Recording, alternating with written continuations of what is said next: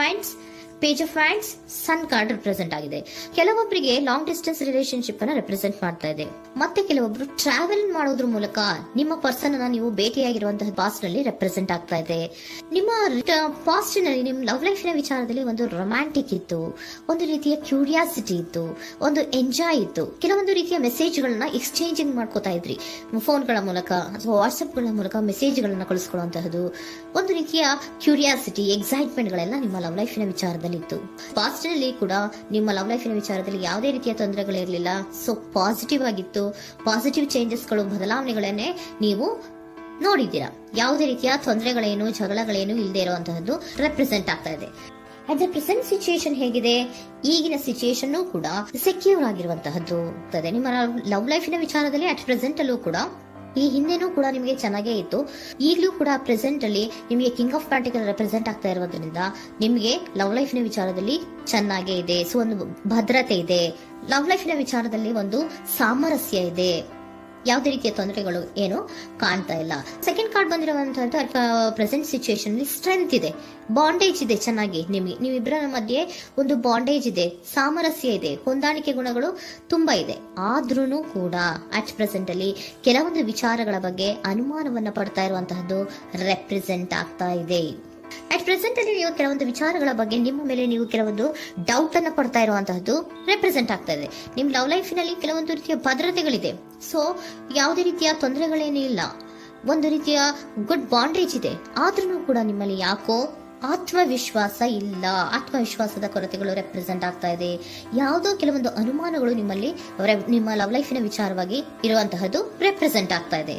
ಏನಾದ್ರೂ ತೊಂದರೆ ಆಗ್ತಾ ಇದೆಯಾ, ನನ್ನ ಲವ್ ಲೈಫಿನ ವಿಚಾರವಾಗಿ ಏನಾದ್ರೂ ತೊಂದರೆ ಆಗ್ತಾ ಇದೆಯಾ ಅಂತ ನಿಮ್ಮಲ್ಲೇ ನೀವು ಅನುಮಾನವನ್ನ ಪಡ್ತಾ ಇರುವಂತಹದ್ದು ರೆಪ್ರೆಸೆಂಟ್ ಆಗ್ತಾ ಇದೆ. ಫ್ಯೂಚರಿನ ಬಗ್ಗೆ ಹೇಳೋದಾದ್ರೆ ಕ್ವೀನ್ ಆಫ್ ಪ್ಯಾಂಟಿಕಲ್ಸ್ ಬಂದಿದೆ.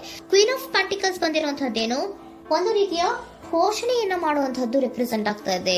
ಯಾಕಂದ್ರೆ ನಿಮ್ಮ ಲವ್ ಲೈಫ್ ನ ವಿಚಾರವಾಗಿ ಅಟ್ ಪ್ರೆಸೆಂಟ್ ಅಲ್ಲಿ ಕೆಲವೊಂದು ವಿಚಾರಗಳಲ್ಲಿ ಸ್ಟೇಬಲ್ ರಿಲೇಶನ್ಶಿಪ್ ಅಲ್ಲಿ ಇದ್ರೂ, ಒಂದು ಗುಡ್ ಬಾಂಡೇಜ್ ಇದ್ರೂ ಕೂಡ ನೀವ್ ಯಾಕೋ ಕೆಲವೊಂದು ವಿಚಾರಗಳ ಬಗ್ಗೆ ಅನುಮಾನವನ್ನ ಪಡ್ತಾ ಇರುವಂತಹದ್ದು, ಅದನ್ನ ರಕ್ಷಣೆ ಮಾಡೋದ್ರೊಳಗೆ ಹೆಚ್ಚು ಗಮನವನ್ನ ಕೊಡ್ತಾ ಇರುವಂತಹದ್ದು ರೆಪ್ರೆಸೆಂಟ್ ಆಗ್ತಾ ಇದೆ. ಇಮಿಡಿಯೇಟ್ ಫ್ಯೂಚರಿನ ಬಗ್ಗೆ ಹೇಳೋದಾದ್ರೆ ನೀವೊಂದು ರೀತಿಯ ಘೋಷಣೆಗಳನ್ನ ಮಾಡುವಂತಹದ್ದು, ನಿಮ್ಮ ಲವ್ ಲೈಫಿನ ವಿಚಾರವಾಗಿ ಕೆಲವೊಂದು ರೀತಿಯ ಹೆಚ್ಚು ಗಮನವನ್ನ ಕೊಡುವಂತಹದ್ದು, ಯಾವುದೋ ನಿಮ್ಮ ವಿಚಾರಗಳಲ್ಲಿ ಹಿಡಿತದಲ್ಲಿ ಏನ್ ಇಟ್ಕೊಂಡಿದ್ರೋ, ನಿಮ್ಮ ಪೊಸೆಸಿವ್ನೆಸ್ ಅನ್ನ ಏನ್ ಇಟ್ಕೊಂಡಿದ್ರೋ, ಯಾವುದೋ ಕೆಲವು ವಿಚಾರಗಳಲ್ಲಿ ನೀವು ಬಹಳಷ್ಟು ಓಪನ್ ಅಪ್ ಆಗಿ ಮಾತಾಡದೆ, ಯಾವ ವಿಚಾರಗಳನ್ನು ಕೂಡ ಹೇಳ್ಕೊಳ್ಳದೆ, ನಿಮ್ಮಲ್ಲೇ ನೀವು ಕೆಲವೊಂದು ಬೇಜಾರುಗಳನ್ನ ಏನ್ ಇಟ್ಕೊಂಡಿದ್ರೋ ಆ ವಿಚಾರಗಳನ್ನ ನೀವು ಮಾತಾಡುವಂತಹ ಸಾಧ್ಯತೆಗಳು ಇಮ್ಮಿಡಿಯೇಟ್ ಫ್ಯೂಚರ್ ನಲ್ಲಿ ಕಾಣಿಸ್ತಾ ಇದೆ. ಯಾವುದೋ ಕೆಲವೊಂದು ವಿಚಾರ, ಯಾಕೆ ಯಾವುದೋ ಕೆಲವು ವಿಚಾರಗಳಲ್ಲಿ ನಿಮಗೆ ಅನುಮಾನಗಳು ರೆಪ್ರೆಸೆಂಟ್ ಆಗ್ತದೆ.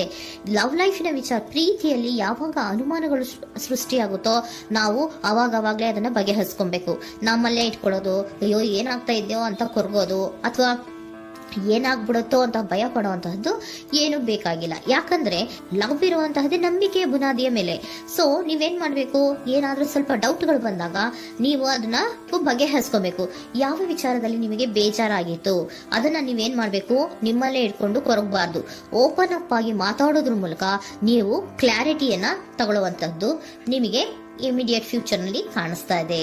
ಯಾವುದೇ ವಿಚಾರಗಳ ಬಗ್ಗೆ ನೀವು ನಿಮ್ಮ ಲವ್ ಅನ್ನ ಅಥವಾ ನಿಮ್ಮ ಪ್ರೀತಿಯನ್ನ ಭದ್ರವಾಗಿ ಉಳಿಸ್ಕೊಳ್ಳೋದಕ್ಕೋಸ್ಕರವಾಗಿ ನೀವು ನಿಮ್ಮಲ್ಲೇ ಇಟ್ಕೊಂಡಿದ್ದಂತಹ ಅಥವಾ ಕೆಲವು ಬೇಜಾರಿನ ವಿಷಯಗಳ ಬಗ್ಗೆ ನೀವು ಹೆಚ್ಚು ಮಾತಾಡಿ, ಓಪನ್ ಅಪ್ ಆಗಿ ಕೆಲವೊಂದು ವಿಚಾರಗಳ ಬಗ್ಗೆ ಮಾತಾಡುವಂತಹದ್ದು ಮತ್ತೆ ಅದನ್ನ ಕ್ಲಾರಿಟಿಗೆ ತಗೊಳ್ಳುವಂತಹದ್ದು ರೆಪ್ರೆಸೆಂಟ್ ಆಗ್ತಾ ಇದೆ. ನಿಮ್ಮಲ್ಲಿ ಬಾಟಮ್ ಆಫ್ ದ ಡಕ್ ಅಲ್ಲಿ ಬಂದಿರುವಂತಹದ್ದೇ ಅದು. ಖುಷಿಯಾಗಿರ್ಬೇಕು, ಸಂತೋಷವಾಗಿರ್ಬೇಕು, ನಮ್ಮ ಲವ್ ಲೈಫಿನ ವಿಚಾರದಲ್ಲಿ ಒಂದು ಎಂಜಾಯ್ ಇರಬೇಕು, ಮತ್ತೆ ನೆಮ್ಮದಿ ಇರಬೇಕು, ಯಾವುದೇ ರೀತಿ ಗಲಿಬಿಲಿಗಳಿರಬಾರ್ದು ಅನ್ನೋಂತಹದ್ದೇ ನಿಮ್ಮ ಎನರ್ಜಿಯಲ್ಲಿ ರೆಪ್ರೆಸೆಂಟ್ ಆಗ್ತಾ ಇರೋದು.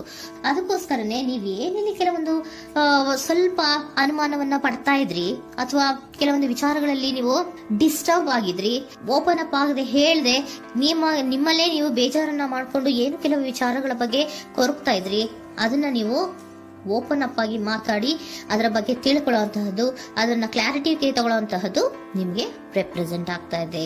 ಪಾಸ್ಟಿನಲ್ಲಿ ನಿಮ್ಗೆ ತುಂಬಾನೇ ಚೆನ್ನಾಗಿತ್ತು, ಅಟ್ ಪ್ರೆಸೆಂಟಿನಲ್ಲೂ ತುಂಬಾನೇ ಚೆನ್ನಾಗಿದೆ.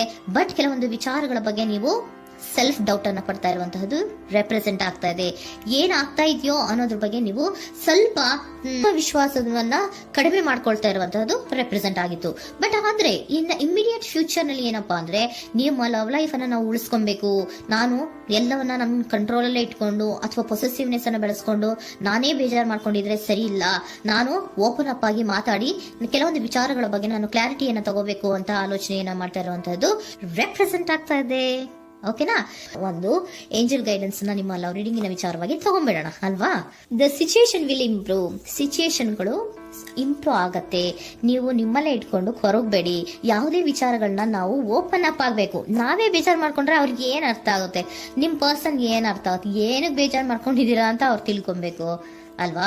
ನಿಮ್ಗೆ ಅವರಲ್ಲಿ ಏನೇ ರೀತಿ ಕ್ಲಾರಿಟಿ ಬೇಕು ಅಂದ್ರೂ ಕೂಡ ನೀವು ಮಾತಾಡಿ ಕ್ಲಿಯರ್ ಮಾಡ್ಕೊಳ್ಳಿ. ಅವಾಗ ಏನಾಗುತ್ತೆ, ದ ಸಿಚುಯೇಷನ್ ವಿಲ್ ಇಂಪ್ರೂವ್ ಆಗತ್ತೆ. ಇದಿಷ್ಟು ನಿಮ್ಮ ಮಂತಿನ ಲವ್ ರೀಡಿಂಗ್.